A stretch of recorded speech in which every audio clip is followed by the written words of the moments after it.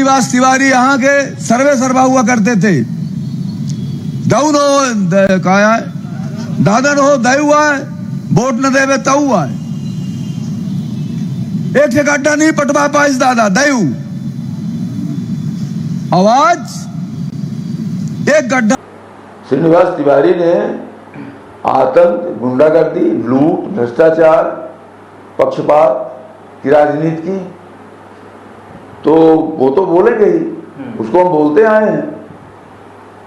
और पोता ने बीजेपी में मर्ज किया है। हाँ। बीजेपी ने पोते में मर्ज नहीं हुई है बीजेपी, लेकिन आपके परिवार का हिस्सा तो परिवार का हिस्सा तो सुने वो क्या उसके बाबा ने क्या किया है। तो विख्यात रहे स्वर्गीय श्री श्रीनिवास तिवारी जी। और आज जितने रीवा में नेता हैं, तो चूँकि आप लोग यह देश के चौथे स्तंभ हैं, हर व्यक्ति का यह मालूम है कि जितने यहाँ पर राजनेता हैं, राजनीति कर रहे हैं, वो सब यहीं पाठशाला से पढ़ के जो है तो वहाँ राजनीति कर रहा हैं। मध्य प्रदेश के विंध्य के हम रीवा में मौजूद हैं और यह रीवा में एक सांसद के बयान के बाद भूचाल आ गया है। वजह यह कि सांसद जनार्दन मिश्रा के द्वारा स्वर्गीय श्रीनिवास तिवारी के ऊपर जो है विवादित टिप्पणी की गई। वह विवादित टिप्पणी के बाद घर में उनके लोगन के जमावड़ा है, लोग आए रहे हैं और आपन आपन जो है बात कह रहे हैं। तो चलिए उनसे उनकर भाव जाने के प्रयास करी थे। तो विंध्य क्षेत्र के ये पहल बघेली न्यूज़ चैनल में हम कनिष्ठ तिवारी अपना पंचन का सभी जन इनका प्रणाम करी थे। शुरुआत करी सीधी बातचीत का सुनना मैं अपना नवनीत अवस्थी। नवनीत जी, बयान सुनन सांसद जनार्दन मिश्रा सुनन, दुर्भाग्यपूर्ण बयान रहा उनका। इतने वरिष्ठ नेता खिलाफ इस तरह के तो बोलना चाहिए उनका। नहीं, अब जगह जगह उनकर पुतला दहन हो रहा है, मुर्दाबाद के नारा लग रहा है। एक कौन नजरिए से कांग्रेस वाले कह रहे हैं। उनकर कुछ आम जन जो हैं जो विपक्ष से ताल्लुकात नहीं रखा था, लेकिन स्वर्गीय श्रीनिवास तिवारी से ताल्लुकात रखा थे, वो काफी विरोध कर रहे हैं। नहीं, उनके खेती पूरा संपत्ति है पूरे विंध्य क्षेत्र के। वो बहुत पुरान नेता रहे और सबके मिलनसार नेता रहे, तो उनके खिलाफ ये टिप्पणी की गई, गलत की गई। नहीं, जैसा श्रीनिवास तिवारी जी के बारे में यह कहा गया उनके द्वारा कि गुंडागर्दी, पक्षपात, आतंक के राजनीति करत रहे, ऐसे कितना अपना कलागत कबहू नहीं किन। हाँ। जे उनके दरवाजे आवा है तो ओकर हरदम वो काम की नहीं, न कबहू गुंडाई की नहीं, न कबहू पक्षपात की नहीं। हम उनके साथ सन 70 से जुड़े हैं, तो कबहू ऐसा उनका व्यवहार नहीं रहा। तो सांसद का कैसा लागे लागी यह सब एकाएक उनके जन्मदिन के पहले यह सब लागे लाग? यह उनका विचारधारा है। ये तो कैसा विचारधारा लगा? वो बता सका था जनार्दन मिश्रा कि कौन मेरे उनका विचारधारा के खिलाफ वो कहा बोल दे, कोनो भरोसा नहीं है। अच्छा जी, चलिए थे भाई साहब खड़े हैं। का शुभ नाम है अपना? संदीप त्रिपाठी जी। संदीप भैया, का लागत है जो सांसद के बयान आबावे कितना ओका न्याय संगत मानी थे, कितना ओका एक सांसद के गरिमा का कितना सही मानी थे कि यह मैं बयान दे टिप्पणी करब का उचित है? देखिए, ऐसा है कि असल पर हमारे रीवा और विंध्य क्षेत्र के एक राजनीतिक पुरोधा के नाम से जो है तो विख्यात रहे स्वर्गीय श्री श्रीनिवास तिवारी जी। और आज जितने रीवा में नेता हैं, तो चूँकि आप लोग यह देश के चौथे स्तंभ हैं, हर व्यक्ति का यह मालूम है कि जितने यहाँ पर राजनेता हैं, राजनीति कर रहे हैं, वो सब यहीं पाठशाला से पढ़ के जो है तो वहाँ राजनीति कर रहा हैं। तो एम माननीय सांसद जी का या मेरे के वक्तव्यन का व्यक्त करब एक मंच से या एक मीडिया के माध्यम से, या उनके एक ओछी मानसिकता के परिचायक है। नहीं, जैसा कि अपना अबे कहबे बहन की राजनीति के जो पाठशाला है विंध्य के, वो पाठशाला में देखा जाए तो यहीं से सब पढ़े लिख के निकले हैं आगे। जी जी।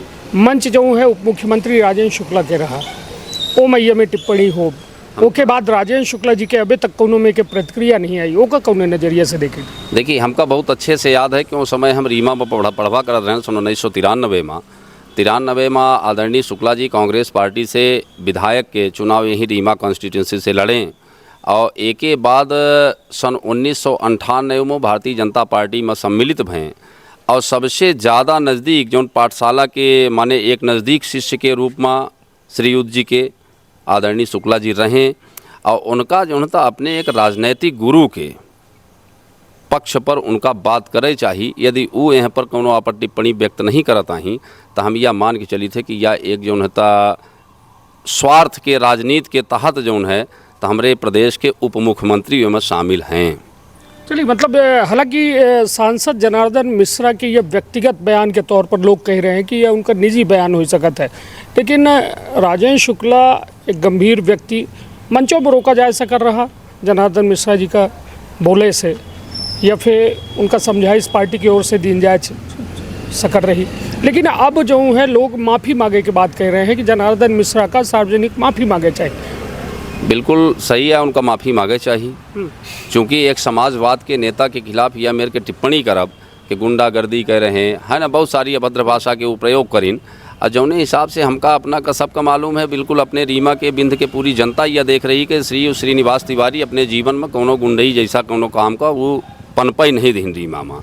और शायद आज के जौन यह समाज है और जौन लोग स्वतंत्रता के साथ घूम रहे हैं, सामंतवाद के समाप्ति करीन, एक अच्छा उस समय जमींदारी उन्मूलन के जौन विरोध करीन, तो यह सब देन रही श्री जी के विकासों के बारे में उस जमाने पर जितना सीमित संसाधन अपने प्रदेश में देश में रहा वो के हिसाब से काफ़ी विकास करे रहे। तो एम जो तो जनार्दन जी का भरे मंच से माफ़ी मांगे चाहिए और यही में उनका बड़प्पन है। चलिए, युवाओं में यह बात का लेके काफ़ी आक्रोश देखा जा रहा है कि युवा जो शायद श्रीनिवास तिवारी के दौर में नहीं रहे, उन युवा जो है यह बात का लेके आक्रोशित है कि आखिर एक सांसद जो है इतने बड़े नेता जे विंध्य के कहा जाए कि नाम विंध्य के यदि लीन जाते तो स्वर्गीय श्रीनिवास तिवारी के लीन जाते, कौन नज़रिए से देखी थे यह बयान जो चल रहा है? हृदय में बड़ा दुख हुआ सांसद महोदय का ये वक्तव्य सुन के कि दादा के प्रति वो ऐसी विचारधारा रखते हैं। ये अत्यंत दुर्भाग्यपूर्ण है और पूरे विंध्य में इसके लिए आक्रोश है, क्योंकि दादा किसी पार्टी के नहीं सर्वहारा वर्ग के नेता थे और दादा के प्रति स्नेह हर जात हर वर्ग में था। और ये सांसद का एक बार नहीं दो बार उनके खिलाफ गलत टिप्पणी करना, ये पार्टी को भी सोचना चाहिए, विचार करना चाहिए। नहीं, चलिए पार्टी के ठीक है, लेकिन युवन में जो आक्रोश है, जो सड़कन में पुतला फूके जा रहे हैं, मुर्दाबाद के सांसद के नारा लग रहे हैं, माफ़ी मांगे के बाद सामने आ रही है, तो युवन में कौन बात का लेके आक्रोश है? दादा का अपमान, सीधा सीधा दादा हमारे मालिक थे, हमारे सीखने के लिए एक पाठशाला जैसे किताब होती है, हमने दादा के बारे में दादा की विचारधारा सुन के सीखे हैं, और अपने आदर्श को अगर अपमान होगा तो युवा तो आक्रोशित होगा ही। तो अब अगला कदम का सोच रहे हैं, का नेता कह रहे हैं या का कुछ होए वाला है? नेताओं का तो मैं नहीं बता सकता, लेकिन हर युवा के मन में अगर सांसद महोदय माफ़ी नहीं मांगते तो उग्र आंदोलन होगा, और सांसद जी को अगर रहना है तो माफ़ी मांगनी ही होगी। ये युवाओं की बात है जो सांसद महोदय आपके द्वारा सुन लें। चलिए, तो जैसा कि या स्वर्गीय श्रीनिवास तिवारी के यदि विचारन पर बात की जाए तो एक तरीके से पाठशाला के तौर पर अपना बताइन कि वो रहे हैं, उनके ये पाठशाला से कई एक शिष्य आज देश के प्रदेश के बड़ी राजनीति में हिस्सेदार है। सांसद के ये बयान अपना सुनन दू बे आबा, एक बे सार्वजनिक सभा में, दूसर बे एक इंटरव्यू के दौरान का कहा? अब इनके बारे में ये संस्कार हैं भैया। एक तिवारी जी थे, उनके परिवार से हम लोग जुड़े थे। दादा कभी किसी पर अभद्र टिप्पणी नहीं करते थे, तो हम लोगों को ये संस्कार मिला है उनकी पाठशाला, जैसा कि अभी मुकुल भाई ने बताया, संदीप भैया ने बताया कि एक पाठशाला थी, तो हम लोगों ने संस्कार भी दादा से सीखा है। तो किसी को अभद्र भाषा, वो उनके संस्कार हैं, जैसे भी रहे हो वो जाने। लेकिन अब एक चीज़ तो मैं बड़ा साफ कह देना चाहता हूँ कि माननीय सांसद महोदय जी जो हैं, तो ये हम जितना जानते हैं, जितना सुने हैं, हमारी जानकारी के अनुसार ये शायद पहले जनप्रतिनिधि हैं कि जिनको सरपंची में जिनकी अविश्वास प्रस्ताव इनके पास उसमें विपक्ष में पारित हुआ था, तो जिनके सरपंची में अविश्वास हो जाए भैया, ऐसे व्यक्ति को जब सांसद बना दिया जाएगा तो निश्चित रूप से वो कुछ अच्छा नहीं करेगा, वो बुरा ही करेगा। तो काहे ऐसा बुरे व्यक्ति का बे जनता चुन रही है? यदि इतने बुरे हैं तो काहे चुनाव होते नहीं? ये तो मोदी जी की बात है। मोदी जी ने यदि इनको दे दिया तो एक्चुअली जो चुनाव होता है वो मोदी जी की जो विकास की ये गाथाएं हैं वही गाई जाती हैं। विकास के नाम पर वोट दिया जाता है, तो वोट तो मोदी जी के विकास को दिया जाता है। अब व्यक्ति गंदा हो गया तो उसमें मोदी जी का और हमारा कुछ नहीं है। आपका जैसा कि अब लोग माफ़ी मांगे के बात कह रहे हैं, सांसद कह रहे हैं हम काहे का माफ़ी मांगब, हम अपने बयान में कायम हैं, आजो कायम हैं, तब का कहा। ये संस्कार की बात है भैया, ये उनके संस्कार की बात है। यदि उनको लगता है कि अपने से बड़ों का अपमान करने से हम आगे बढ़ेंगे तो वो करें, ये उनकी विचारधारा है। और हम लोग जो हैं तो इस विचारधारा से नहीं आते। हम लोग हमेशा से बचपन से, हम जब कॉलेज में फर्स्ट ईयर में आए तब से दादा से जुड़े हैं, और दादा हमको मुन्नू कह के बुलाते थे। ये हाँ, इससे बड़ी उपलब्धि हमारे जीवन में कुछ नहीं। उस समय मैं 17 वर्ष का था। 17 वर्ष की उम्र में जिस व्यक्ति को श्रीनिवास तिवारी मुन्नू कह के बुलाएं तो उसका संस्कार इतना गंदा नहीं है कि वो सांसद को गाली दे या उनके बारे में कुछ कहे। चलिए, निश्चित तौर पर हम मौजूद हैं या सिद्धार्थ तिवारी चौथर विधायक राज के निवास में, जहाँ अपना देखब कि दुआरे में स्वर्गीय श्रीनिवास तिवारी के और उनके पिता स्वर्गीय सुंदरलाल तिवारी के दोनों जने के छायाचित्र लगा है। लेकिन सबसे बड़ी बात यह ही कि आखिरकार सिद्धार्थ तिवारी के बाबा ही स्वर्गीय श्रीनिवास तिवारी, और उन पर एक बड़ी जिम्मेदारी है स्वर्गीय श्रीनिवास तिवारी के समर्थकन का जो है संतुष्ट करेंगे। हालांकि जो में बयानबाजी है वह निश्चित तौर पर दुर्भाग्यपूर्ण है कि एक स्वच्छ और स्तर वाली राजनीति करे के दौर में यदि हमें बयान दिन जाते कौनो पार्टी के तरफ से हो या कौनो व्यक्ति के तरफ से हो तो निश्चित तौर पर जो समर्थक हैं उनकर सड़कन में आउप तय हो जात। हालांकि अब कहा थे ना कि अब इंतज़ार हुआ बात क्या है कि आखिरकार उप मुख्यमंत्री का कहा थी ये पूरे मसला में, ये देखब दिलचस्प होता। अपन अपने परिवार के रखब बहुत ख्याल। धन्यवाद, प्रणाम।